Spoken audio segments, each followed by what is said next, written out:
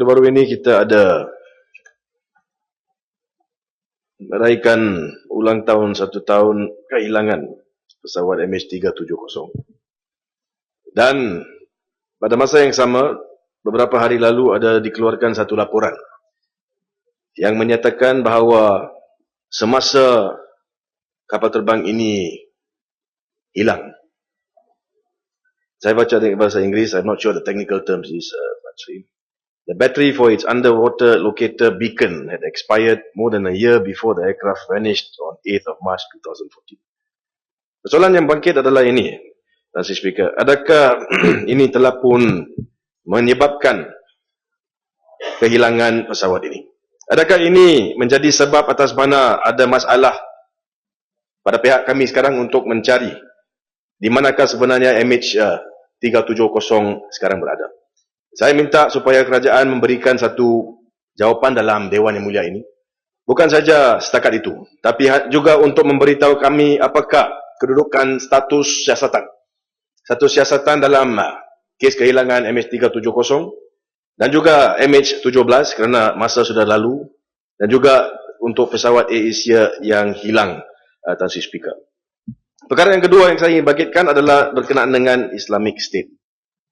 Tansi Speaker, kalau kita baca surat khabar hari ini, kita boleh rasa bagaimana ini menjadi satu masalah yang cukup serius. Kita lihat video-video dalam YouTube, bagaimana kekejaman mereka ini. Bagaimana mereka mengambil kesempatan untuk menunjukkan kekejaman mereka ini kepada seluruh dunia. Persoalan yang berbangkit adalah apakah yang kita boleh lakukan. Apabila saya lihat kepada media massa, ada maklumat yang menyatakan di Malaysia misalnya, ada ramai yang juga menyertai kumpulan militan ini.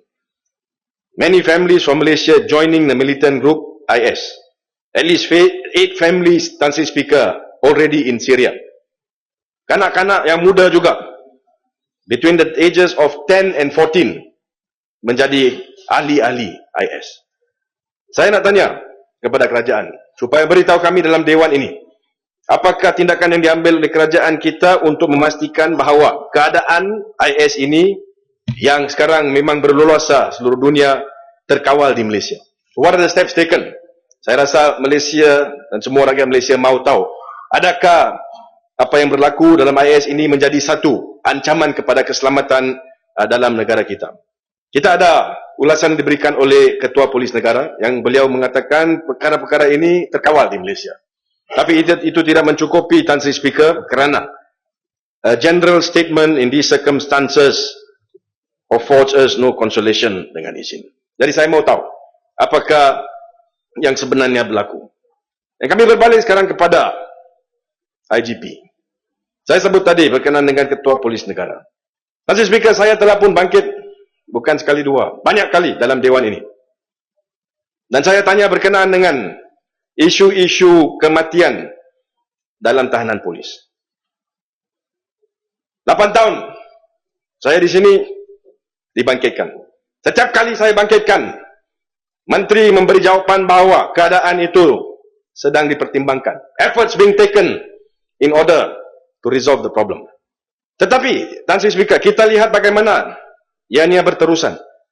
Berterusan di mana ramai orang lagi yang masuk ke penjara ataupun ke lokap polis, didapati kemudiannya bukan saja dicederakan, tapi ada banyak kematian.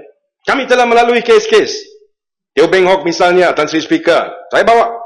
Kita ada inquest Mahkamah Tinggi, lepas itu Mahkamah Rayuan. Kita ada RCI. RCI mengeluarkan banyak pengesyuaran. Cara-cara bagaimana perkara ini dapat kita atasi. Tapi, walaupun ada itu semua, masih kita dapat lihat bahawa perkara-perkara ini tetap berlaku. Saya nak tanya, apakah tindakan yang diambil untuk mengatasi masalah ini sejak sesi parlimen yang lalu? Saya mahu juga mengalukan kenyataan Timbalan Menteri. Beliau seorang yang saya hormati, beliau kata, efforts have been taken, he's not here now, beliau memberitahu Dewan, efforts are being taken to make sure that the police are more friendly with the victims' families in cases like. Maka bila ada kematian, pihak polis seharusnya jumpa dengan keluarga, beritahu mereka maklumat dan sebagainya. Tapi ini bukan keadaan yang sama yang kita lihat di luar Dewan. Dalam Dewan cakap macam itu, luar buat lain. Baru-baru ini Tan Sri Speaker ada satu kes di Johor, di mana seorang ditangkap oleh pihak polis, dibawa ke balai polis dan beliau dipukul, kemudiannya beliau meninggal dunia. Beliau adalah Syed Muhammad Azlan Syed Muhammad Nur. Saya bangkitkan melalui kenyataan media. Sesi sidang akbar diadakan, di mana ibu bapa mendiang datang memberitahu bahawa mereka telah kehilangan anak mereka. Tidak ada tindakan diambil. Lepas itu, Ketua Polis Negara, beliau dalam satu kenyataan menyatakan, he will take action, inform him. Saya tulis surat kepada dia, by hand, chopped by his office. Sehingga hari ini tidak ada jawapan. Kenapa? Adakah kerana Ketua Polis Negara ini mau melindungi pihak polis? What about the families of the deceased? Bagaimana dengan perasaan mereka? Kenapa? Kerana Ketua Polis Negara kami, Tan Sri Speaker, dia ada banyak masa Twitter. Hari-hari Twitter.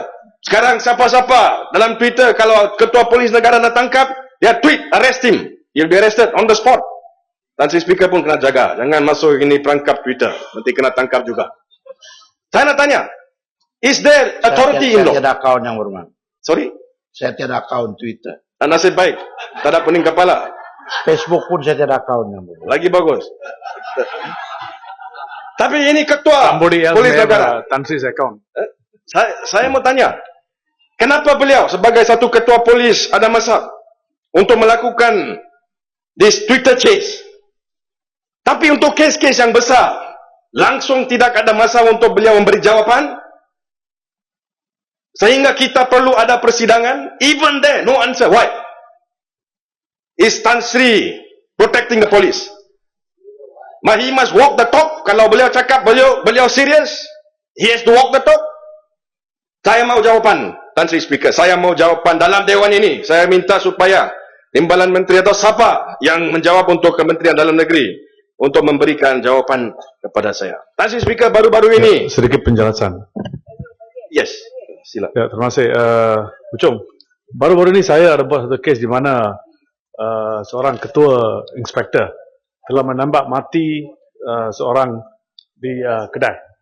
Lepas kes itu jalan, di mana polis telah dapati salah dalam kes civil itu, tapi walaupun Chief Inspector itu, Taufik, yang telah di-charge di Mahkamah Tinggi untuk pembunuhan tersebut, sehingga ini sudah lebih kurang 4 tahun, satu pegawai atau satu kerani dari PDRM pun tak pergi berjumpa dengan widow of this family.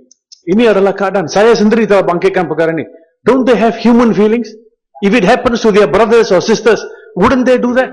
Minimum, these people who are killed, they're not dogs, not animals. Why no consideration? And come to court to deny liability. They were held responsible, vicariously liable. Tapi sehingga ini sudah dekat Tan Sri 5 tahun. Unfair to the wife, innocent people.